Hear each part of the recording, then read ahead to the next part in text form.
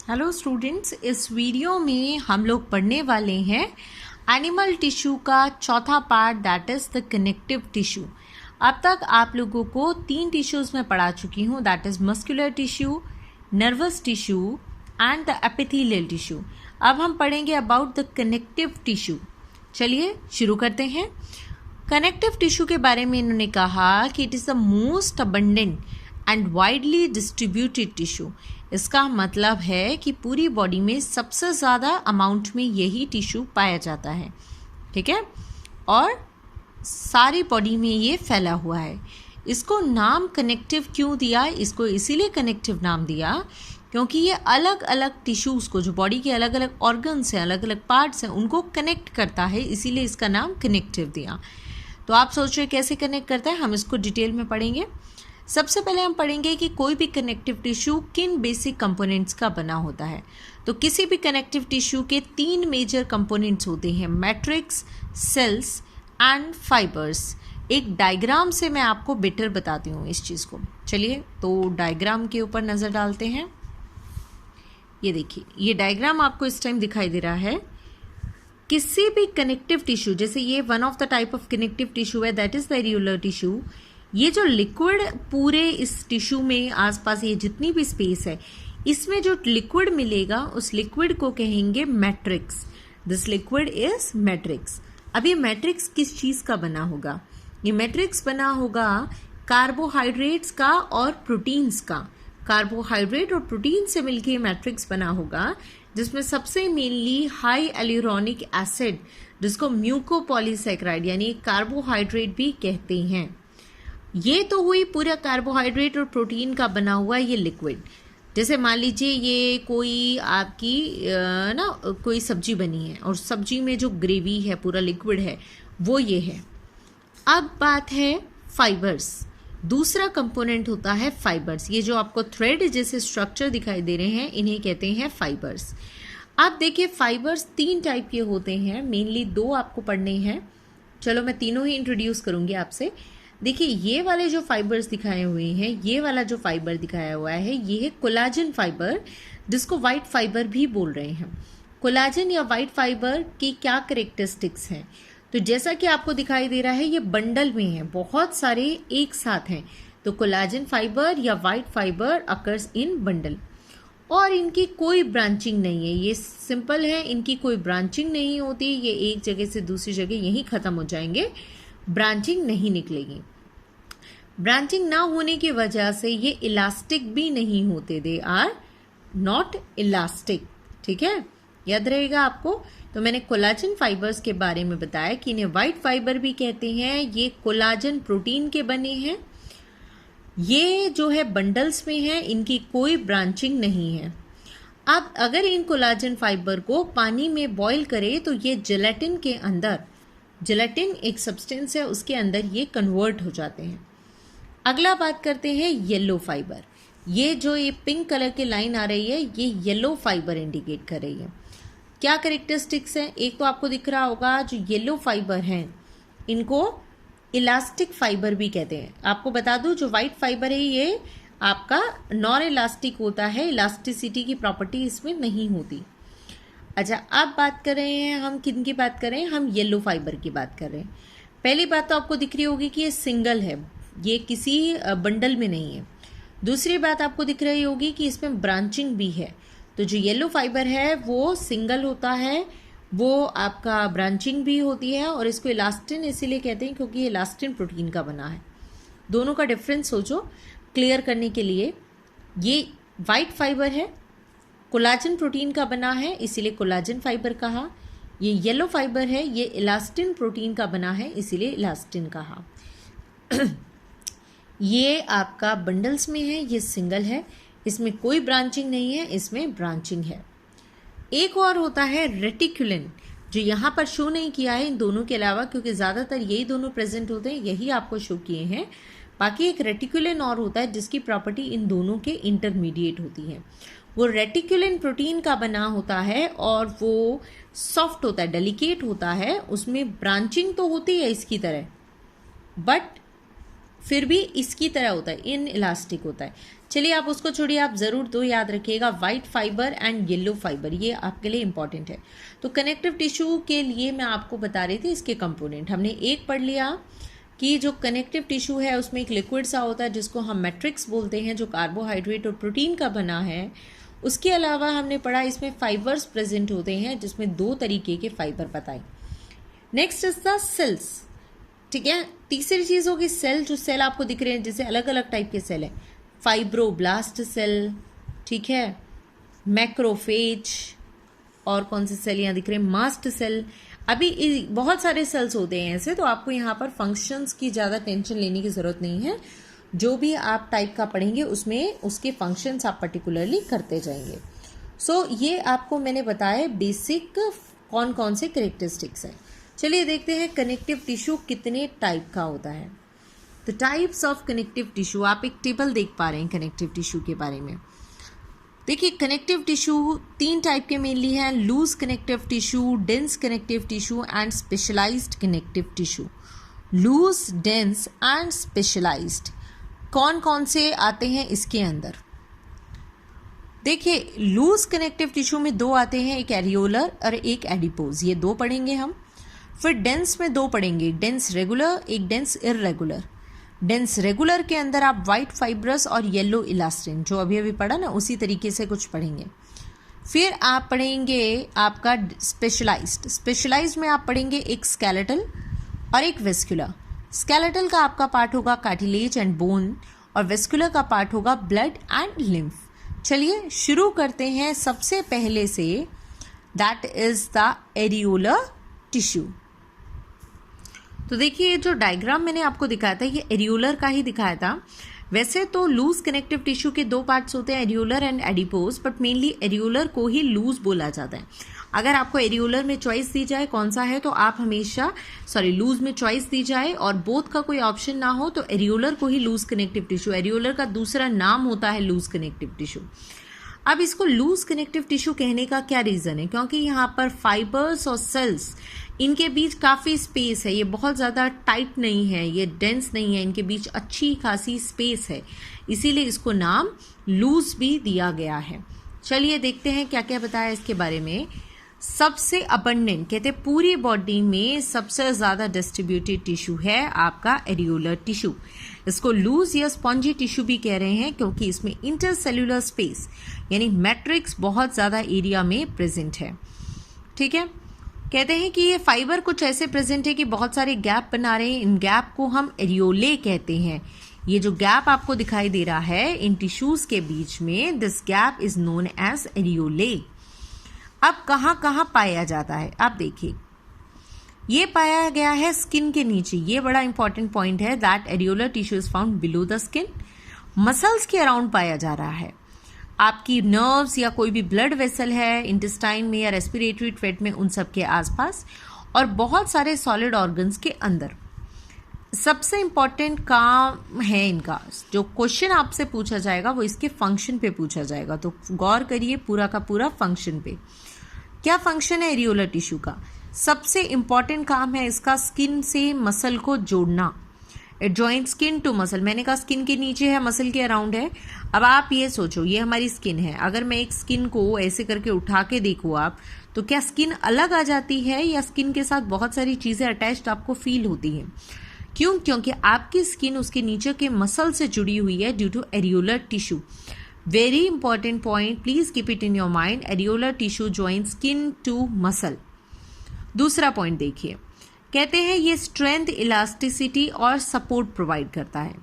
तीसरा point again important point, इसमें बहुत सारे सेल्स आपको दिखाए, उनमें से कुछ सेल्स ऐसे हैं जो जैसे ही बैक्टीरियाज वगैरह आते हैं तो ये वो जाते हैं और उनको किल कर देते हैं। तो एरियोलर टिश्यू बहुत रैपिड माइग्रेशन करते हैं, यानी इनके सेल्स बहुत जल्दी स्पीडली मूव करते हैं।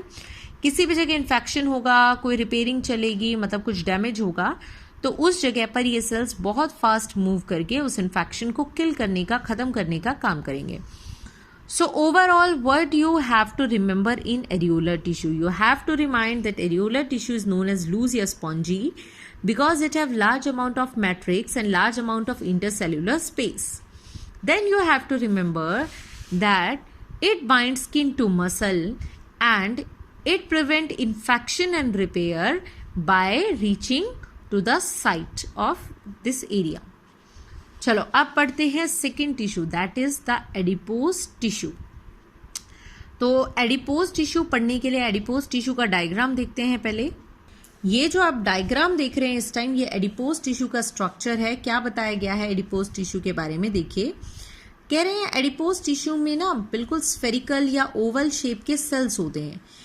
ये एडिपोज सेल्स हैं, ठीक है। एडिपोज वर्ड का मतलब फैट होता है, जैसे एरियोलर मतलब स्पॉन्जी मेनली कहा, एडिपोज के लिए मेनली फैट याद रखो। तो क्या बोल रहे हैं, ध्यान से सुनो।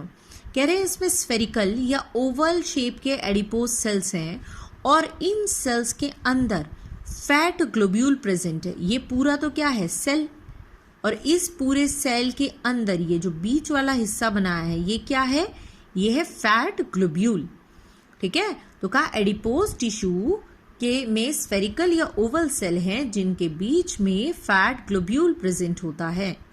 इस वजह से इसका न्यूक्लियस साइड में है और साइटोप्लाज्म भी थोड़ा सा है जो पेरीफेरी पर है। कैरेक्टरिस्टिक डायग्राम से ही समझ आ गए होंगे। So these are the characteristics of adipose tissue.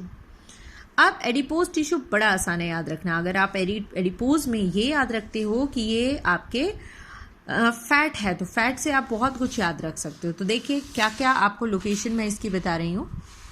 कह रहे हैं it is present below the skin, ये भी स्किन के नीचे है, हर्ट के अराउंड है, किडनी के अराउंड है, आपकी आई बॉल्स जो हैं आपकी आई बॉल्स के अराउंड है। कह रहे हैं जो कैमल का हम्प होता है, वो जो उठा हुआ पार्ट होता है, वो भी एडिपोज का ही बना है। फ्रॉग में जो फैट बॉडीज हैं वो भी एडिपोज की बनी है। हमारे अंदर एक येलो बोन मैरो आप पढ़ेंगे बोन के अंदर होता है, वो भी एडिपोज का बना है। यानी एडिपोज के काम बड़े आसान से हैं। पहला काम, it stores fat, fat globule है ना इनके सेल के अंदर, तो फैट जो बॉडी का होता है वो एडिपोज में स्टोर होता है।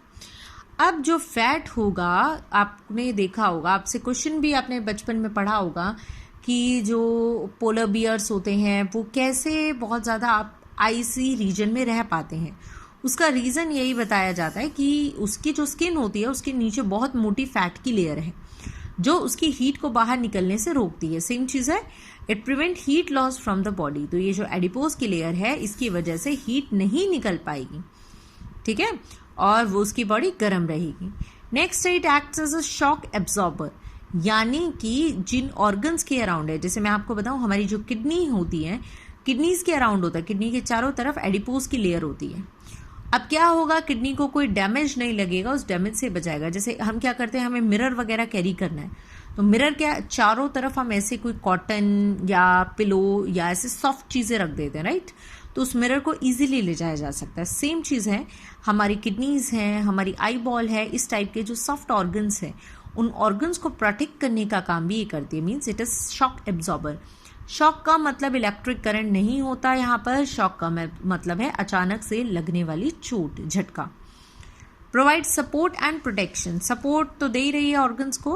Helps in blood cell production, क्योंकि ये बोन मैरो के अंदर भी है और बोन मैरो के बारे में आप पढ़ेंगे, वहाँ से ही जो है ब्लड सेल्स का प्रोडक्शन होता है, तो इसीलिए help in blood cell production. So hope it is easy. तो एडिपोज टिश्यू में आपने पढ़ा कि इसमें एडिपोज सेल्स यानी फैट सेल्स हैं, ओवल शेप के सेल जिनके अंदर फैट ग्लोब्यूल, इसीलिए इसमें फैट स्टोर हो जाएगा। ये बॉडी को शेप देगा, फैट है तो फैट की वजह से बॉडी की शेप है, वरना बिल्कुल हड्डियों का ढांचा बन जाएगा, है ना। ये बॉडी की हीट को निकलने से रोकेगा, बॉडी को किसी भी चोट से बचाएगा और ब्लड सेल्स के प्रोडक्शन में भी हेल्प करेगा।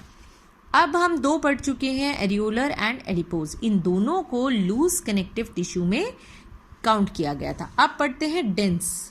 अब डेंस में देखो दो चीज़ें हैं, एक है डेंस रेगुलर और एक है डेंस इररेगुलर। तो इन वर्ड्स का मतलब मैं आपको समझाती हूँ। डेंस रेगुलर और इररेगुलर वर्ड का मेनली मतलब है क्या, तो ज़रा इन डायग्राम्स को देखिए। ये डायग्राम आपको नज़र आ रहे होंगे।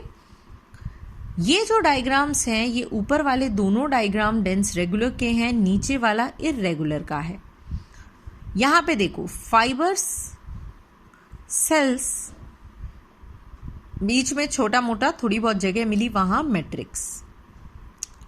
सेल्स, फाइबर्स, यहाँ क्या हो रहा है, कहाँ कौन से सेल पड़े, कहाँ कौन से फाइबर पड़े।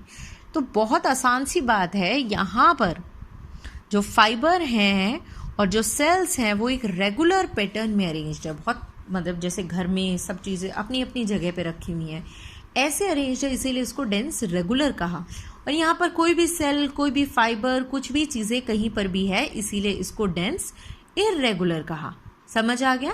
डेंस रेगुलर मतलब जब सेल्स और फाइबर्स एक प्रॉपर पैटर्न में अरेंज्ड हो, और डेंस इर्रेगुलर जब फाइबर्स और सेल्स का कोई स्पेसिफिक पैटर्न ना हो।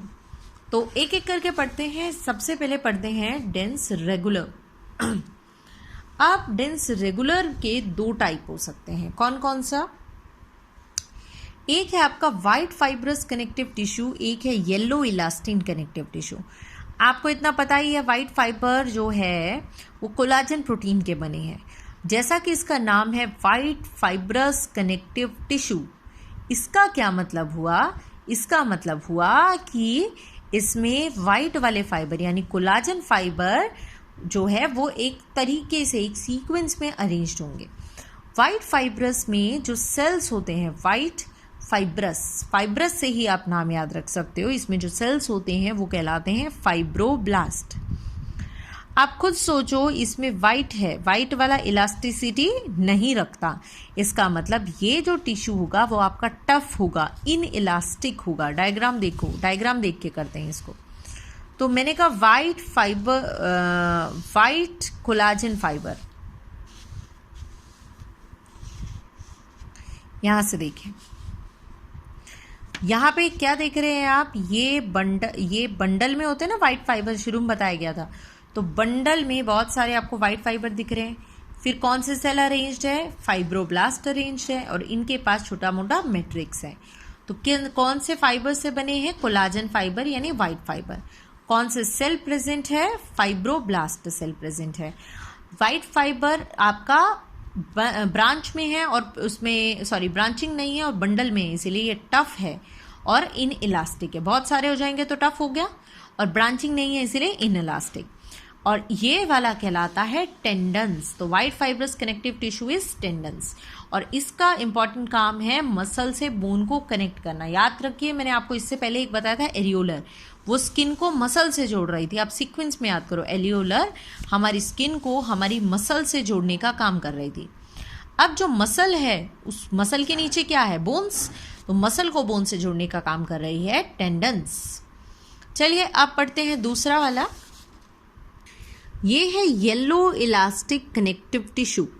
जैसा कि इसका नाम है, ये बना है येलो फाइबर से, और येलो फाइबर बना होता है इलास्टिन प्रोटीन का। इसमें का कोलाजन भी इसमें है, मतलब वाइट वाला भी इसमें है पर थोड़ा बहुत है। बाकी सेल्स इसमें भी फाइब्रोब्लास्ट है जो बिखरे हुए हैं। ठीक है, ये देखिए, ये येलो फाइबर है आपका, येलो फाइबर है जिसकी ब्रांचिंग है, ये बीच बीच से फाइबर जा रहा है, इसकी ब्रांचेस हैं, और ब्रांच के बीच में जहां जगह मिल रही है वहीं पर आपके फाइब्रोब्लास्ट सेल है, और इसके आसपास जो जगह है उसमें आपका मैट्रिक्स है। अब ये ब्रांचिंग है, तो ब्रांचिंग की वजह से ये इलास्टिसिटी रखता है। इसको हम लीगामेंट कहते हैं, और लीगामेंट का काम है बोन से बोन को जोड़ना। प्लीज डोंट गेट कंफ्यूज, आप सीक्वेंस में याद रखो, एरियोलर स्किन टू मसल, ठीक है, फिर टेंडन, टेंडन किसको? मसल टू बोन, फिर लीगामेंट, ये बोन टू बोन। ये आपका हुआ डेंस रेगुलर कनेक्टिव टिश्यू। अब पढ़ते हैं हम डेंस इर्रेगुलर कनेक्टिव टिश्यू। जैसा कि आपको नाम दिख रहा है, यहाँ पर पे इर्रेगुलर अरेंजमेंट है, तो कह रहे हैं यहाँ पर भी सेल्स फाइब्रोब्लास्ट है, यानी आपका जो डेंस वाला टिश्यू है उसमें सेल्स फाइब्रोब्लास्ट ही प्रेजेंट है, और वही येलो फाइबर यानी कोलाजन फाइबर प्रेजेंट है, फाइब्रोब्लास्ट सेल है, बीच में थोड़े थोड़े एडिपोज सेल है, लिक्विड बचा हुआ मैट्रिक्स है, और ये पाया जाता है स्किन के अंदर। वेरी सिंपल, यहाँ पर ये आपके कवर हो गए। हमने 4 कंप्लीट कर लिए हैं अपने इस वीडियो में। That is the areolar tissue, जिसमें आपने जिसमें लूज कनेक्टिव टिश्यू, जिसमें आपने 2 पढ़े, एरियोलर एंड एडिपोज। दूसरा हमने पढ़ा डेंस, डेंस में आपने पढ़ा डेंस रेगुलर, इर्रेगुलर। रेगुलर में आपने पढ़ा वाइट फाइबर वाला टेंडन, येलो वाला लिगामेंट, और एक पढ़ा डेंस इर्रेगुलर। अगली वीडियो में स्केलेटल कनेक्टिव टिश्यू और वेस्कुलर कनेक्टिव टिश्यू करेंगे।